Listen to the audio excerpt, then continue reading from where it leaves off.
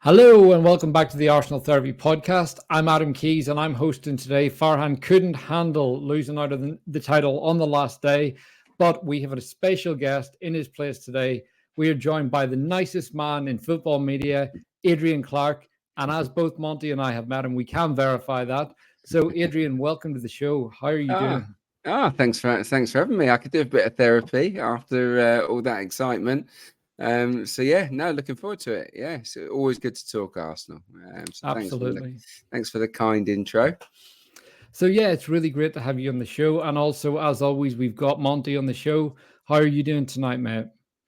Yeah, I'm all right. I think after everyone's just sort of processing that manic season went right down to the end. I mean, it's the first time in 34 years. It was just it was just a bit intense, but it was all good. And we've got good fortunes to look forward to, I think, for the upcoming year. So yeah, I'm sure we're going to talk all about the summer coming up.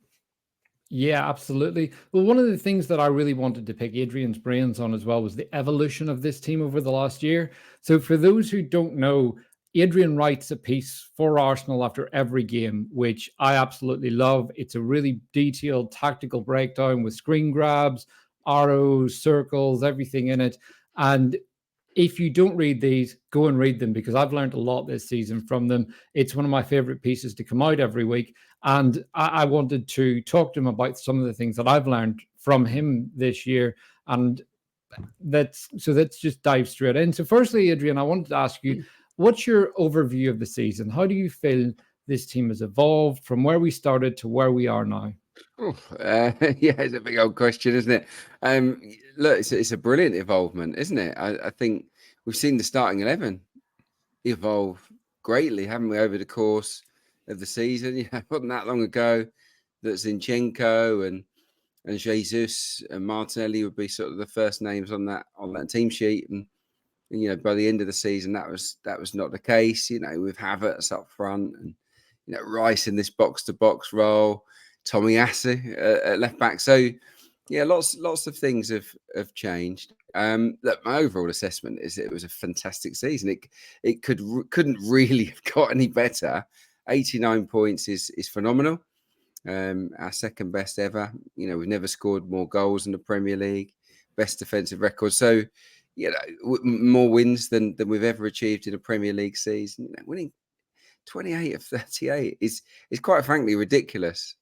The fact that we didn't win the title is a little bit cruel, really, but that's what we're up against at the moment. So no, look, it's been brilliant. I've loved the football. The team has definitely got better. We've got new strands to us now, particularly through Havertz and Reiss, I think. Hopefully next season through Timber as well. So we're going places and we're improving all the time. Yeah, absolutely. Interesting. You made the point about the evolution of the starting 11, because this is something I've thought about a lot.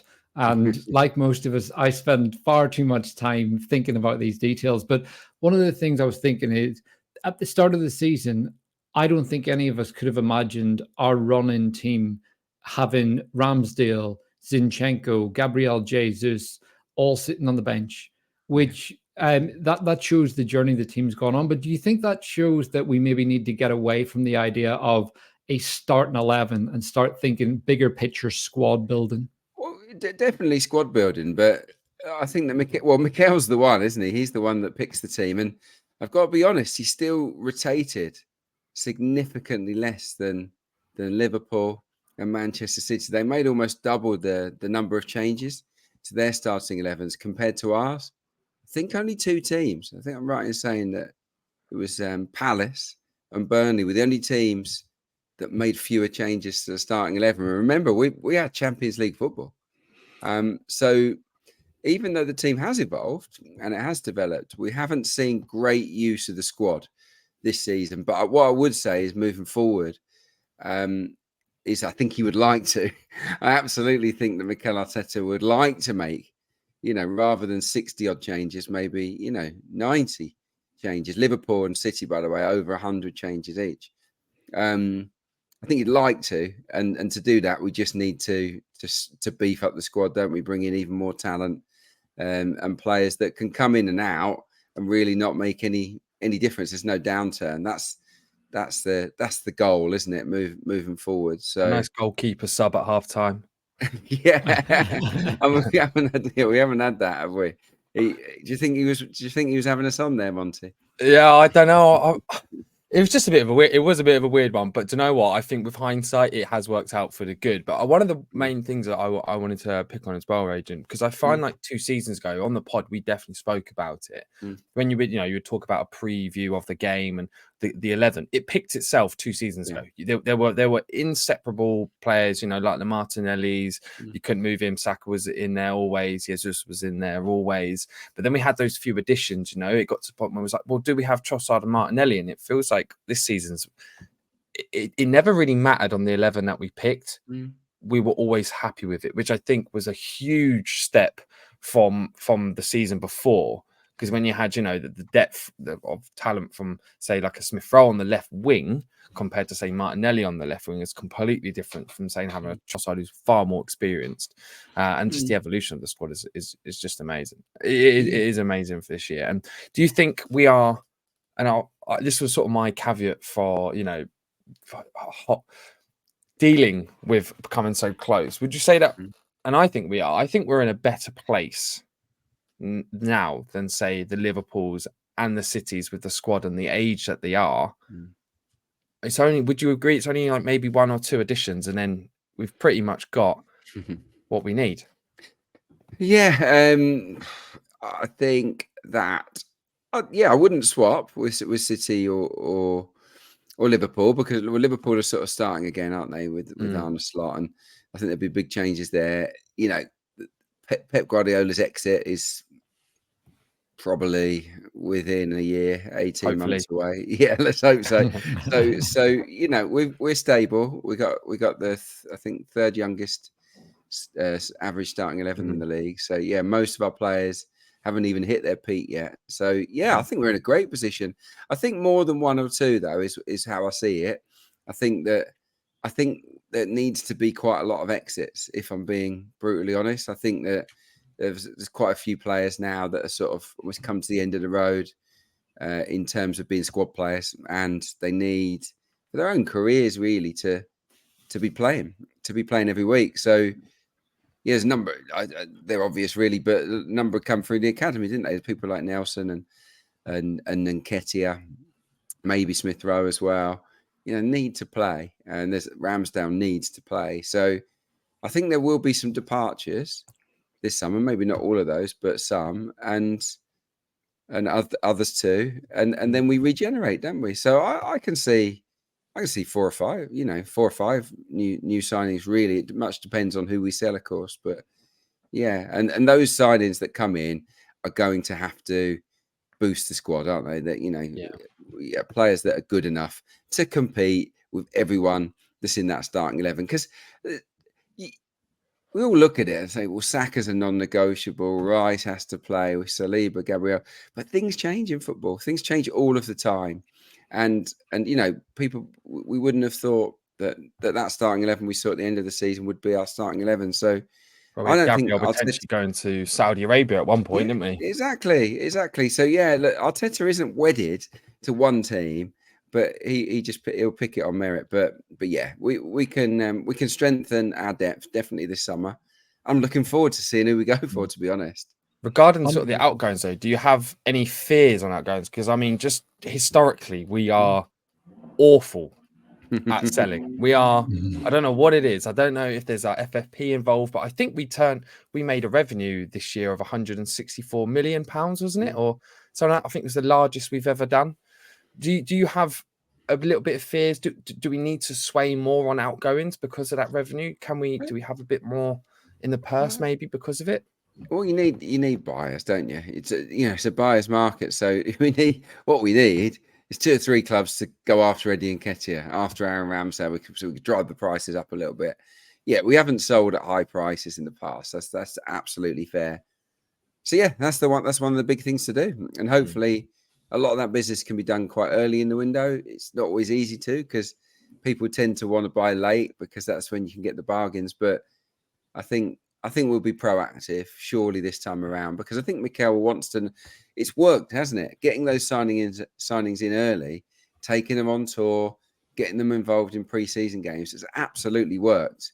Because the recruitment's, there haven't been many duds, have there? So I think there've been some excellent signings. So yeah, we trust the guys, but we do need to sort of just get the wheels in motion. I'm pretty sure the wheels were already in motion for departures and incomings. It's just, you got to wait until, the middle of June, I think, when the window opens. Yeah, and Eddie's got a couple more barbecues lined up. And then you've got the Euros and everything. But just on the subject of outgoings, Reiss Nelson, for example, Adrian, you've been at Arsenal. You came through the academy. You're an Arsenal man through and through. How tough is it? Because I think it was the most recent episode of Handbrake Off. You said whenever it came to leaving Arsenal, you were told that the manager, I believe was Arsene Wenger at the time, said to you that he couldn't guarantee you the minutes, and for your own career, you had to go and play. How tough is that for a player? Like, obviously, you've actually been in that place, which no one else on this pod has ever been. But for someone like Reiss, who clearly loves the club, has been there from a very young age, and now knows he needs to go to play. Yeah, look, it's brutal, but being a footballer is quite, it can be quite a savage at times. It's a cutthroat industry. Ever since you're 8 or 9 or whatever they are these days, when the kids join academies, you're fighting for your spot, and every year you're trying to stay there. Someone's trying to take your place, and you get hardened to that, and you get used to the competition. But yeah, but footballers aren't daft. Reiss knows he's way down the pecking order. Eddie Nketiah knows he barely played towards the end of the season. He knows he's fallen away. So it's one of those where I think you get to a point as a player, even as much as you love Arsenal, where you think, I've got to get away. I've got to play football. I've got to forge my own career. You don't want to leave because the only way is down. That's the truth of the matter, isn't it? The only way is down. But well, it could be a Gnabry story. You never know. Exactly. Because Gnabry sort of had to go a couple of places probably didn't want to go before he came good. So yeah, it doesn't mean your career's done. But the first way is normally down, and but yeah, then it's up to the players, isn't it, to prove you wrong. So yeah, I don't think they'll be too emotional about it. Of course, it's hard, but you only get one career. And you don't want to spend it on the bench or in the stands watching others play, really. So, yeah, I think for several of the group, that's what lies in store, and there's no shame in that. You've got to be an unbelievable player to stay at Arsenal. Yeah, especially brilliant players leave all the time. One question I'd like to ask regarding, because we actually met him on the Luton breakdown, Sambi Lokonga. Oh yeah. How he's such a lovely guy, he's really, really personable. But where do you see sort of his progression? I mean, he's so far down in the pecking order for Arsenal, and it's not his own fault. It's just the talent is that good. Do you see him as a Premier League player? Do you see him maybe going abroad, or how do you sort of see him? Because he did well at Luton. He had moments. But did you see him as a Premier League player? He was nice, wasn't he? It was nice when he came in the studio. Nice guy. It's similar boat, isn't he? Really, I read some quotes. I don't know if they were accurate. I read some quotes earlier today that seemed to be from Sambi to say that that the club have said that they're willing to listen to offers. I don't know whether that's true or not.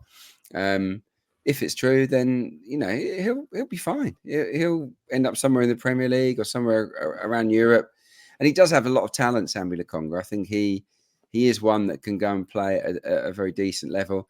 I think when he was thrust into our first team, we weren't as good as we are now, so it was a more difficult team to come into. But I felt that he just needed a bit more time to get used to the physicality, the robustness. He got caught in possession a bit.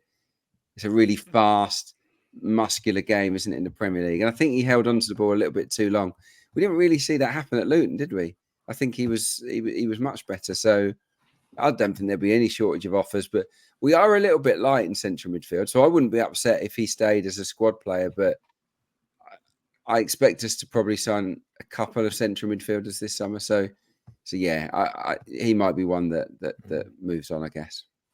Yeah, I think Sambi as well was one of those signed, the team moved forward very, very fast at that time. Yeah. And then you also look at who he was deputising for when he came in, and it was Thomas Partey at probably his best time for Arsenal. So again, he's adapting to the physicality, and you've got someone who could do it with ease.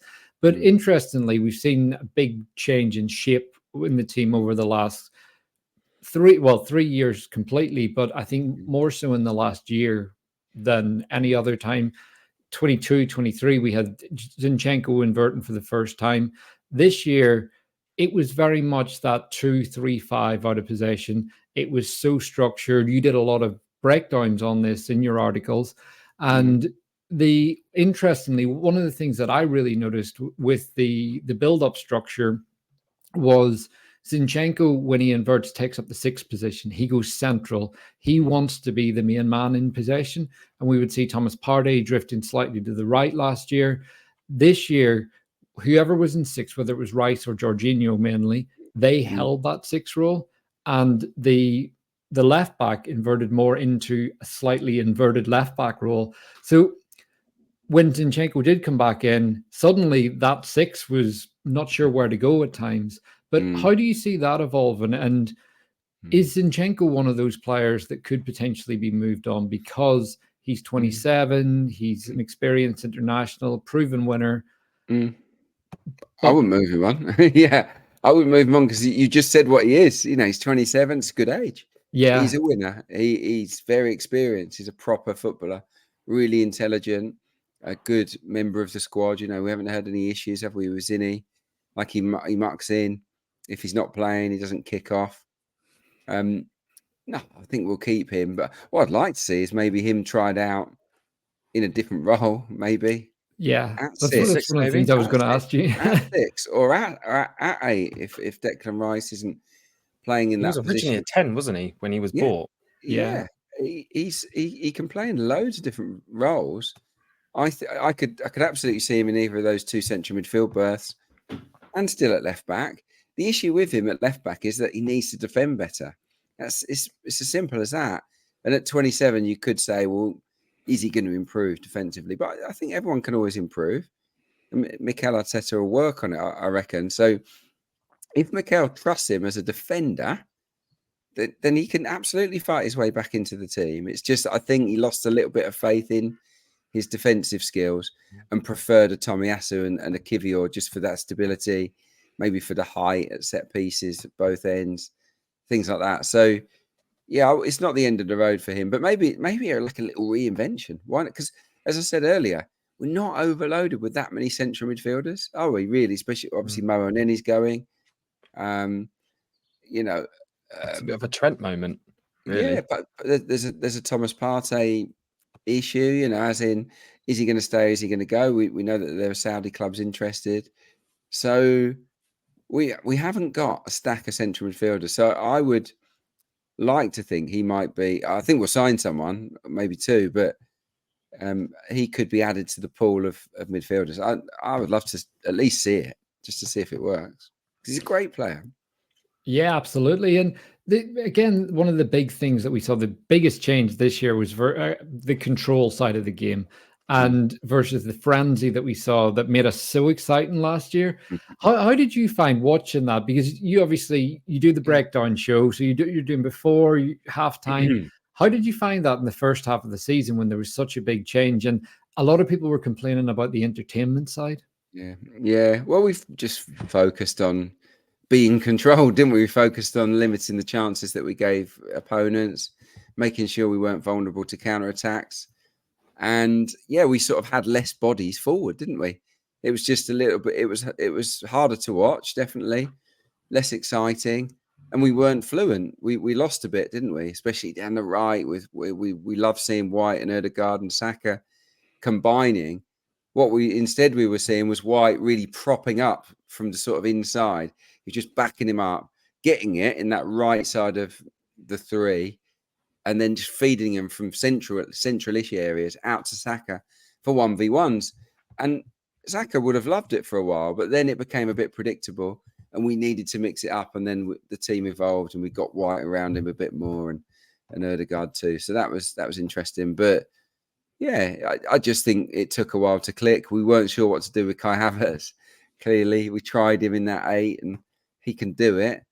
But yeah, he looks so much better up front, didn't he? I think that was quite clear early on. So, yeah, I mean, the control was really good. I mean, just look at the shots we faced, and look at the goals that we conceded in open play. We conceded 19 goals. It's mad. Yeah. It's mental. 19 goals. The next closest was I think City on 27. So it was a heck of a difference. And a lot Ben of White that is deserves some praise. sorry. Ben White deserves some praise there. The Yeah. biggest enigma on the team. Yeah, he was great, wasn't he? He defended great. Played. Yeah, he's a terrific player. I love him. But everyone defended well from the front, didn't they? The pressing was better this year. We pinned teams in much more effectively. Declan Rice obviously made a difference. He wins the ball back for fun, doesn't he? So yeah, and we didn't have we didn't have as many injuries, so we had a little bit more continuity. Players got used to each other week in, week out, and I think it helped us massively.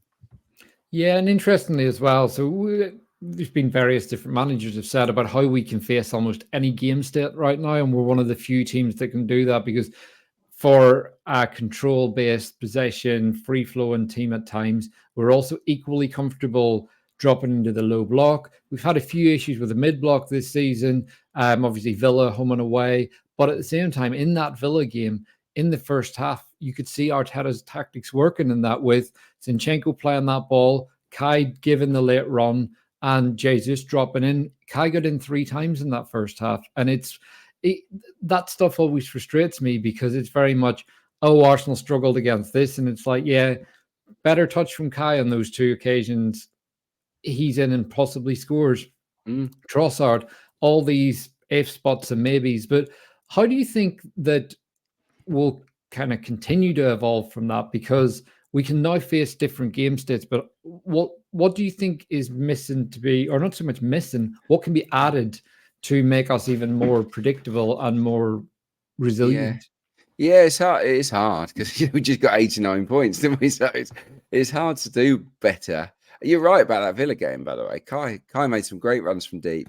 Showed that can work. It's just they had some quick defenders, didn't they? Carlos was very, very quick and sort of put him off a couple of times on those 1v1s. But yeah, no, I love it.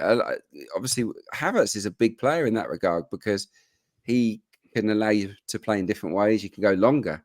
Now, we were much more direct, weren't we, at times this season because we could go into the head or the chest of Kai Havertz or down the side. There's lots of different ways of playing. We're very good on the counter attack, of course, as well as in possession. Do you know what? I think the next step of our evolution is probably maybe a little bit more pace in forward areas. Somebody electric to come in and give us that real outlet, because I'm just thinking about the City game and how well we defended. Superb in the low block, great teamwork, great organization. It was magic. But we were tied at the time. It was a busy schedule. We had a few players limping through it, but we lacked a little bit of punch on the counter, didn't we? We weren't frightening in the way that some teams at the top end of the European football, your Real Madrids and whoever, Bayern Munich are a great example. How quick were they on the counter, especially at Emirates with Sané and Gnabry and those guys are absolutely lethal. That, I think, is the next stage for us in those games where we do have to defend. Can we be a little bit more, have a bit more throttle on those counter attacks and make teams pay? Do you think that comes from additions, or do you think that comes from mentality? Probably an addition, maybe a couple of additions, but an addition. The mentality, I think, is there. Like, we're pretty good on the counter a lot of the time. I just felt in the games against Bayern and City, who, teams that put us under a bit, the away games, it's like we're handling this. What have we got going forward? When we get it, what can we do with it? Can we go and really hurt a quality team like City, like Bayern? And we came up a bit short. There are probably other reasons. I think we were a little bit, like I said, but not our physical best. But that for me highlighted the need for a Sané or for a real speedster option, maybe as our centre forward. Because Kai's been brilliant, but he can't be the only centre forward we have. 100%. We've got Jesus as well, but we want one more, and I think that other one has to be rapid. Yeah, well, I've always made the point as well of everyone focuses on Arsenal facing low blocks. Can a player work the ball in tight spaces, find space for themselves? Can they move? But that's only part of the game. No matter how low the block is, there's always going to be transitions. There's always going to be green grass to run into. You face Everton, for example. Sean Dyche has loads of players up for a corner, and there's a lot of green grass if you've got that rapid player. How often did we see Ederson ping the ball long to Mahrez and City were off, and it was lightning quick? So I do think that pacey addition is really key. The other thing for me is when we were facing those teams, I think Declan Rice is so good at pressing, aggressively winning the ball back, keeping it moving, but he's not kind of that cute, kind of really creative player that might flick a ball with the outside of his foot that throws everyone. The way we saw with like Cazorla or players like that, Mesut Ozil, that player is still missing for me in the team. I think Fabio Vieira is maybe the output monster. We know what Odegaard can do as well, but Vieira lacks the build-up at the minute because of his physicality. So that's definitely a place where we can add. And again, I think I noticed it more against Bayern and City because I worry about the amount of running Declan Rice has to do in that position. If you're reliant on out-pressing teams, being more aggressive, punching them high up the pitch, it's great and it will come off a lot of the time. But at the same time, that's a lot of running you're asking someone like Declan Rice to do whilst asking him to do it 50 times a season. So that can be the worry for me in there. And it's definitely an area, as you say, maybe two midfielders. Let's see what happens there. Yeah, I agree. We've been linked with a few, haven't we? I think Zubimendi's one that probably ticks a few boxes, but there are others. You're right. It's that Fabregas player. It's the Cazorla. It's the Wilshere. Even it's someone who can prompt from deep, and it's basically a younger Jorginho, isn't it? Maybe with a bit more legs. Someone that can really pass and but also cover a lot of ground. So that's why I think Thomas Partey's sort of position is not under threat as such, but I do think that is an area that we might look to address. Definitely, yeah. Gibbs White could fit it. Not really. No, I think he's more of a Odegaard type player. He'll play either as a false nine or as a number 10. I don't think so. I think you're talking. I'm just trying to think who does that really. Sometimes Bernardo Silva, if he'll drop in and play alongside Rodri, he can do it for Manchester City. It's someone technically brilliant that gets around the pitch, like a Thiago back at Liverpool. Yeah, maybe a younger version. I've struggled to sort of pin a current day player on it, but they're out there, that is for sure. But it's someone technical that is a brilliant passer that can give us that control, but also, like you say, ease the workload on Declan and Martin Odegaard, who, by the way, I think it was on my Arsenal. I've done an Arsenal Analyse piece looking at the season. I don't know if you guys have seen it yet. It's on the website today, and in it we talk about I talk about physicality, and we outran 36 of our 38 opponents last year, which I think is phenomenal. That's a stat I always love in your pieces. It's because no one else has that stuff. And Declan finished third for distance around in the division. Martin Odegaard finished fifth and played a couple of games less. So, those two are two of our best players, but also two absolute workhorses as well. It's amazing, really. Yeah, and with that, just on that point, the next question I had for you was, who do you feel stepped up the most this season? And I know on the handbrake off, you picked Odegaard as your player of the season. Do you feel he's the one that stepped up the most? Obviously, number 5 for distance covered is a pretty insane stat. Add in the 10 assists and 8 goals he got in the league alone. I mean, they all stepped up. I mean, they all did great.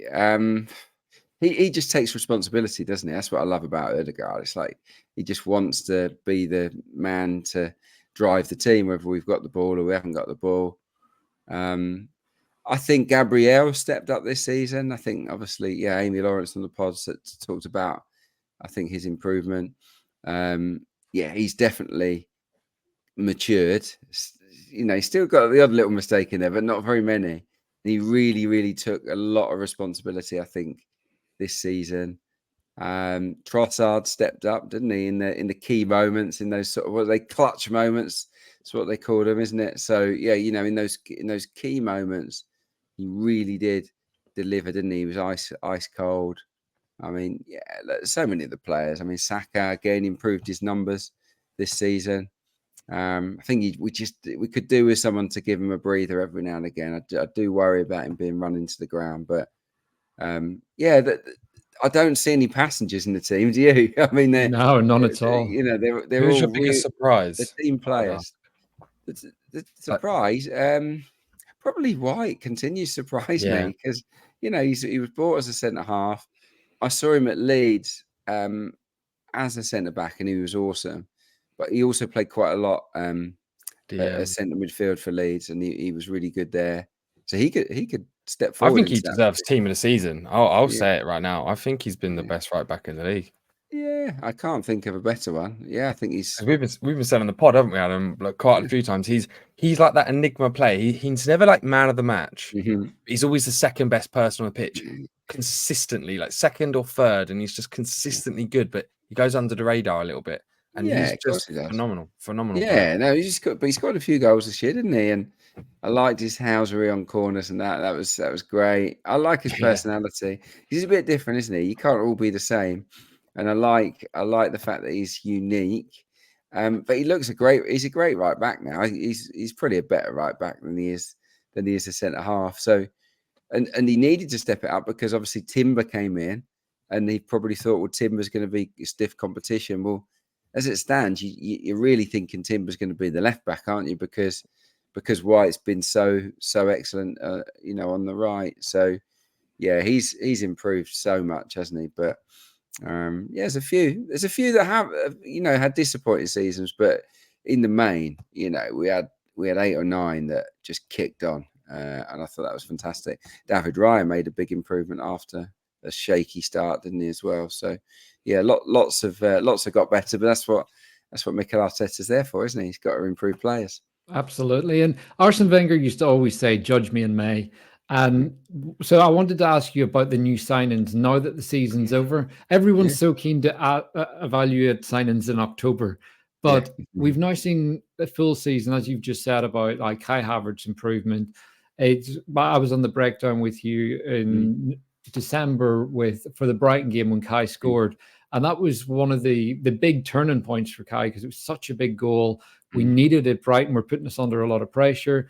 And ever since then, it's just kind of been a continuous improvement, and then obviously moving up front. But how do you rate his season, David Raya's, Declan Rice, and what they've offered the team? Obviously, Timber, we can't really evaluate at this point. No, he can't evaluate him. Really good. I mean, David Raya is the sort of controversial one because it didn't feel like we needed him.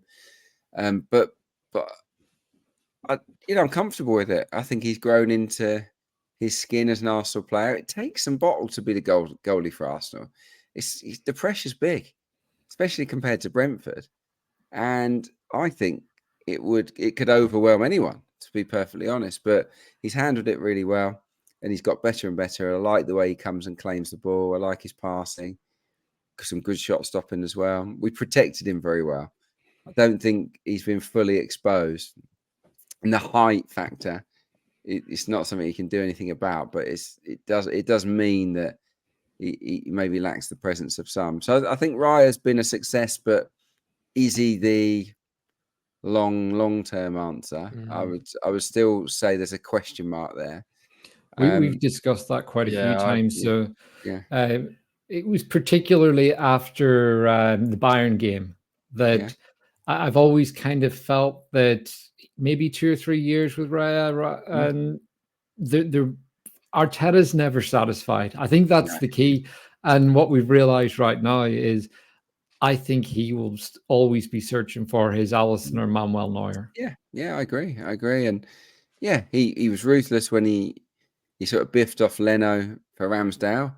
He was equally ruthless, probably even more ruthless when he got Raya in for Ramsdale. And it wouldn't surprise me, probably not this season coming, but maybe the season after, if someone becomes available that he thinks is better, then he'll go for him. So yeah, I don't necessarily think he's the one for the long-term future, but he's been a good signing.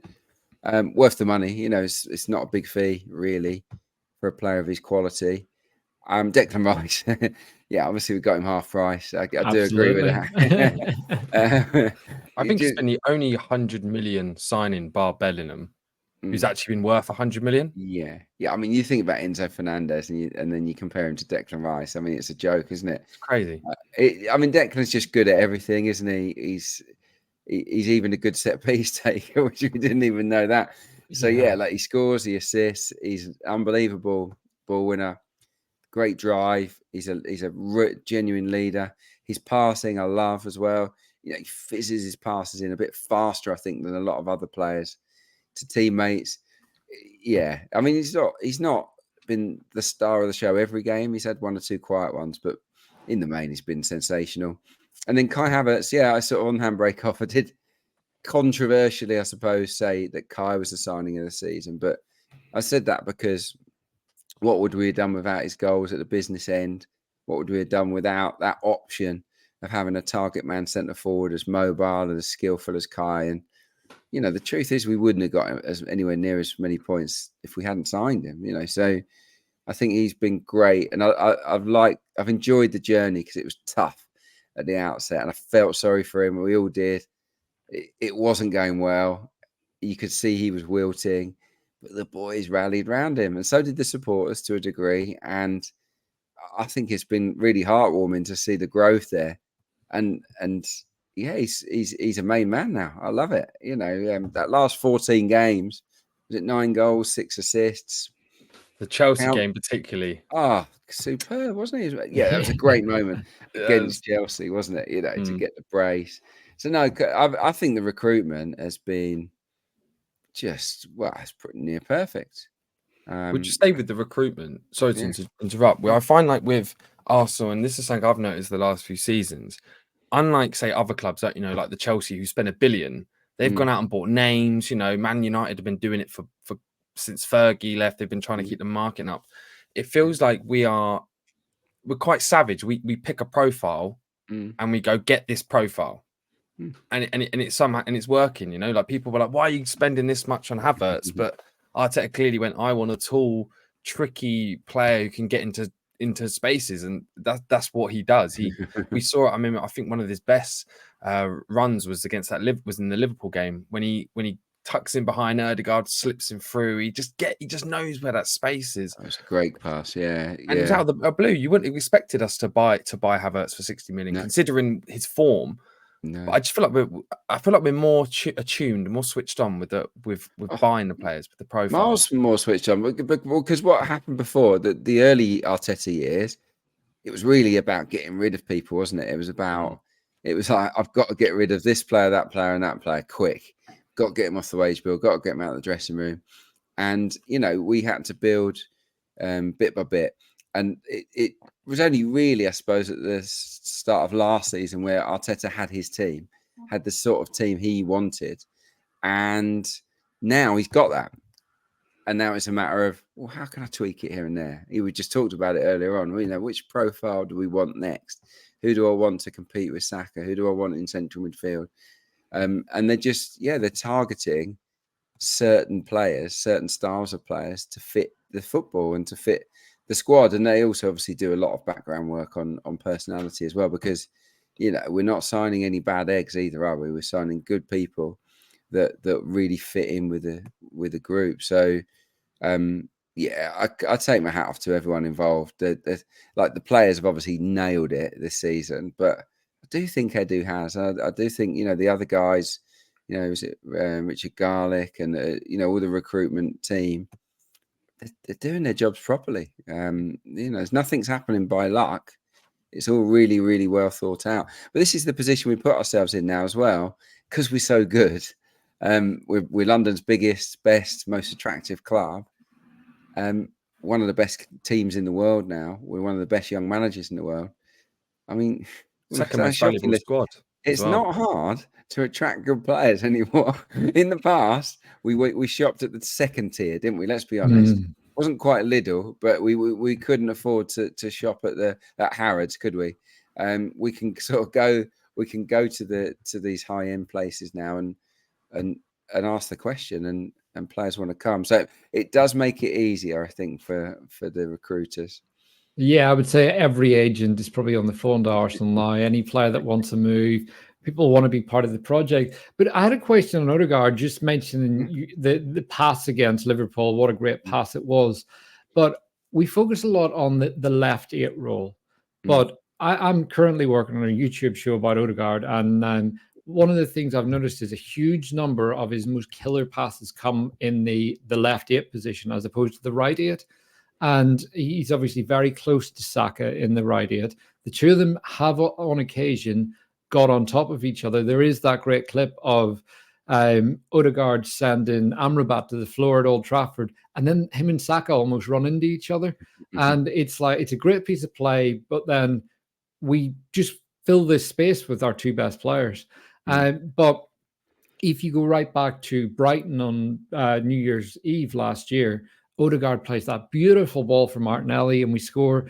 There was the Trossard goal against Brighton, and the Saka against Liverpool. But a lot of these passes are played in that kind of left side of the pitch. Again, the Havertz goal against Chelsea.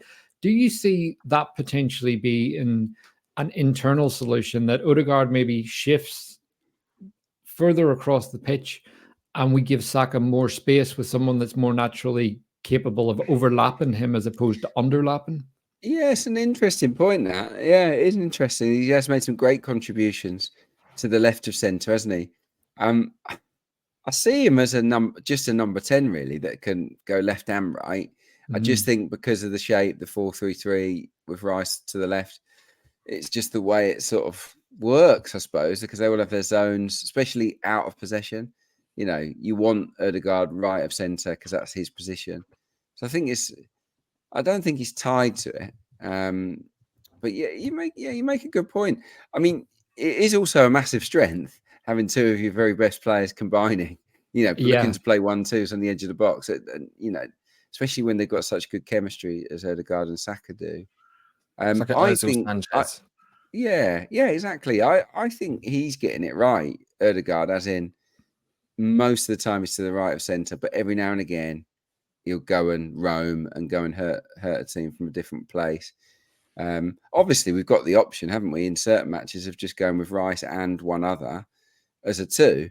And we've sort of seen that at times. And in that case, Odegaard goes where he wants, doesn't he? So, Odegaard's not a player you pin down, is he really? I don't think. Yeah, I think he's got license to go left if he feels like it. Yeah, absolutely. And then the big question is, what do we need next? So that's going to be the talk of the summer.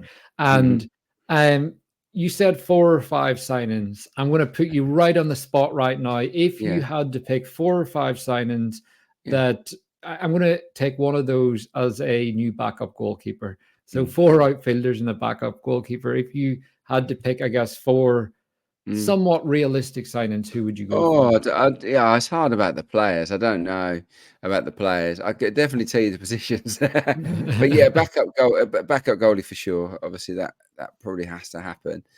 We need a left back. We need a more natural left-sided. We need a sort of Ben White, a version of Ben White on the left, don't we? I think someone that can get forward but also defend really well, that can act as a left-sided centre back. Tomiyasu and Kivior can do it. Obviously, Zinni can as well. So we've got a lot of choices, but I still think it's a position that's up for grabs. Obviously, Timber will probably start the season there as well. So I'm thinking about a young version. someone young that's potentially for the future that can maybe come in. I think the guy at Ajax is someone, isn't it? Is it Jorrel Hato? Yeah, Hato is someone that probably ticks that sort of box. Someone that will be willing to sort of learn under Arteta and be part of the squad initially. So yeah, you got a goalie and you got a young left back. Central midfield, absolutely. I want that sort of playmaker, a younger version of Jorginho. Who's that going to be? I mean, I don't know. It's so hard. I haven't seen enough of Zubamendi, but I think he's the sort of that sort of style of player. Or a Bruno Guimarães. Guimarães is it's not a bad shout. I mean, he can do a bit of everything, Bruno.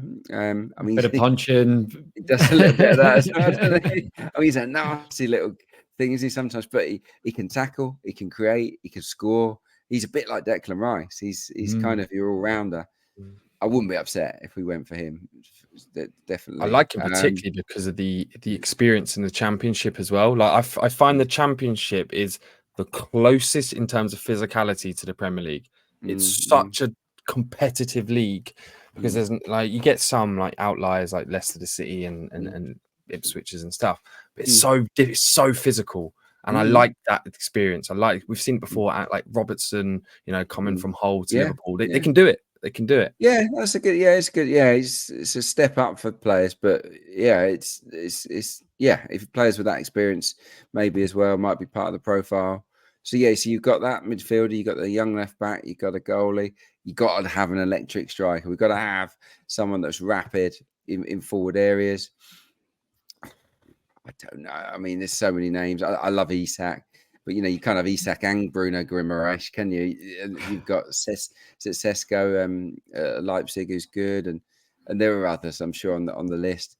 And then I think we do need someone to help Bukayo Saka. Someone on that right hand side that is totally at home. I mean, Elise is the obvious sort of pick, isn't he? But someone of that ilk. Who's so skillful, the more talented enough to get in the Arsenal team, talented to cover Saka, but maybe also prepared to accept that they'll start 10 Premier League games a season and a few cup games, the odd Champions League game, because Saka, and, we want him to play the bulk of the games. But if anything happens to Bukayo, who really goes there? And we don't really have that guy. So yeah, they're the positions. I hope that satisfies. Yeah, comfortable, especially on that right wing. I feel like we should go for like a shrewd signing, like a Trossard, like a Prem proven. Maybe not like because Leo Trossard was never meant to come in and start, but he's so experienced, he's so good at it. He's actually now started to start. I definitely want to see someone who's proven, like you said, someone who can come in and step in and sort of deputize when Saka's out, because that's the main thing, isn't it? Like we know Saka's a world star. It's just about giving them that rest. That's the main. Premier League experience is what we've gone for, recently, isn't it? In terms of our signings, not all of them, but most of them have Prem experience. And tell me how many of them flopped. Not really. It's really, really important, and that's what we can do because we're Arsenal. We can go to Palace or we can go to even in Newcastle, but we can go to pretty much anyone in the division and say, we want that guy. Kudus, he's a good player, a very good player. Kudus, he could do that role definitely. Flex. We went to West Ham last year and got someone. So it's there are options out there, but it also we don't have unlimited funds, so we might have to be creative. And it could be a case if we offer West Ham, a Palace, whoever we go to, we offer them player plus cash, and that might work. We know they've had long-term interest there, but interestingly, because quite a few of the players you've mentioned have obviously been linked. I really like Hato. One of the things that I've noticed is a lot of the players are kind of 21 and under. We've seen Jorrel Hato linked, Diomande at Sporting. Again, he's 20. Joao Neves is 19. Benjamin Šeško, I think he's just turned 20. We've seen Nico Williams again, very young. We've seen the adaptation required. And as you've just said, Premier League experience is where we've shopped recently. So how important do you think that blend of bringing in a couple that our, I guess, starters straight away have that experience. And like, as we've said, Bruno, for example, is someone that we know he's proven in the league. We know what we get. How important is that at this stage? Because we're not in 2022 anymore. Yeah, no, we're not in. Yeah, we're sort of at the top table, aren't we? We want to win the Champions League. We want to win the Premier League. We want to win the FA Cup. So yeah, it's the experience definitely counts. I mean, look at City. You know, they buy players that are ready made, don't they? There's the odd one that they buy that you've never heard of, but then it takes 2 or 3 years before you see them. Alvarez was a good example of that, wasn't it? So yeah, I think it's a mix. Obviously, I think Premier League experience is mainly the way to go. But like you say, if there's a talent out there like Hato at left back, yeah, it's the perfect way to blood them in gently, isn't it? Even in Nico Williams. I mean, he's pretty experienced now, but again, someone that you could probably bring in and only start, 8 or 9 games, but then give them some cup run-outs, a few sub appearances, and then the second season it'll work. I think Fabio Vieira is a good example of the risk of bringing in talent that has limited first team experience overseas, but looks dynamite. I'm not saying that he's a flop because he's still got time, but he hasn't stamped his authority, has he, on the team? He hasn't nailed down a regular berth. You can sort of go in too early sometimes for players. I think I'd like us to go in for players that have a little bit more experience than he had maybe before bringing them in, especially if they come from a different country. Yeah, and I think the way we've been used to shopping for so long under Arsene Wenger, when we had to sell, we went for a Nasri when he was young, those kind of players. And so we get excited about the up and coming player. We're just not used to shopping at that level, and I think that's part of the thinking there. But yeah, that was the whole Arsenal mantra, wasn't it? It was, we don't buy stars, we make stars, and then we sell them, and then they went off to a bigger club and did what they needed to do. But we can do that. But because we're where we are now, it's you really want to play us for now, because this is our time, isn't it? Touching on Vieira actually as well, I wanted to ask, because we've got the pre-season coming up. How many of those players in that squad do you think this pre-season is huge for them? To make a claim to stay in the squad, like the likes of like an Emile Smith Rowe, the Vieiras, maybe even a Partey. How many players do you potentially see you need to put in a really good shift in that pre-season to stay? Really, it's all the ones that weren't in the team at the end of the season, isn't it? Really, it's that they're the guys that got something to prove. I think Martinelli has not had the season we wanted him to have. He'd say himself. Jesus tweeted, I think, didn't he, or posted saying, "I know it wasn't my best season, but I'll come back stronger." Zinni said exactly the same thing. All of the guys that weren't getting regular game time, Smith Rowe, if he stays, definitely. Vieira the same. But pre-season's pre-season, isn't it? It's really just training. It's really just friendlies, and as competitive as we are in it, and Arteta really drills the guys, but none of it really matters, does it? Do you know what I mean? Like, I think Arteta will know his team really ahead of the new campaign. I don't think a lot of it will be based on forming pre-season. Some of it will, but not that much, because he knows who he wants. But I would love to see those guys have blinding pre-seasons, because you want to see them confident, don't you? And we all know, we've seen enough of them. When Chase is confident, when Smith Rowe's confident, when Zinni's confident, when Martinelli's flying, they're amazing. So let's boost their confidence with great pre-seasons. But I think they've got their work cut out. They've got to really work hard to earn the sort of number one status in their respective positions. And what a nice position to be in, that you've got 2 Brazil internationals that we're saying they need to earn their shirt back. So, but look, Adrian, we will leave it there, because we know you need to get on. I wanted to say a massive thank you to joining us tonight. For anyone who doesn't follow Adrian, you can find him on Twitter at Adrian J. Clarke, and make sure you check out the articles on Arsenal.com, especially the one that has just come out about the season review. You can also find Adrian on the Handbrake Off podcast. Again, another superb pod with a great lineup every week. And you can find Monty over there at ATP Monty. But thanks again for joining, Adrian. It's been really great to have you. And please check in for the next episode of the Arsenal Therapy podcast. Thank you guys for listening. Have a great day.